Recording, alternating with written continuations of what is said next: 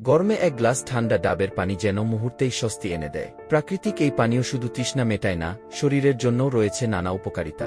ডাবের পানির উপকারিতা: শরীর হাইড্রেটেড রাখে। ডাবের পানিতে থাকা প্রাকৃতিক ইলেকট্রোলাইট শরীরের পানির ঘাটতি পূরণ করে ক্লান্তি ও অবসাদ দূর করে। হজমে সাহায্য করে।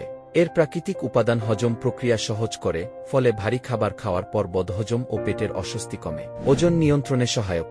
ক্যালোরি ও চর্বিমুক্ত এই পানীয় পেট ভরা রাখে, ফলে অতিরিক্ত খাওয়ার প্রবণতা কমে এবং ওজন নিয়ন্ত্রণে সুবিধা হয়।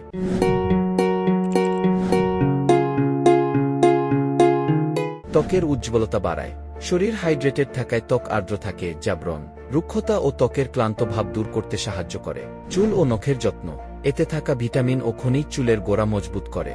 পাশাপাশি ম্যাগনেসিয়াম ও পটাশিয়াম নখের ভঙ্গুরতা কমায়। রোগ প্রতিরোধ ক্ষমতা বাড়ায়। এর অ্যান্টিঅক্সিডেন্ট রোগ প্রতিরোধ ক্ষমতা বাড়ায় এবং ইউরিনারি ট্র্যাক্ট সুস্থ রাখতে সাহায্য করে।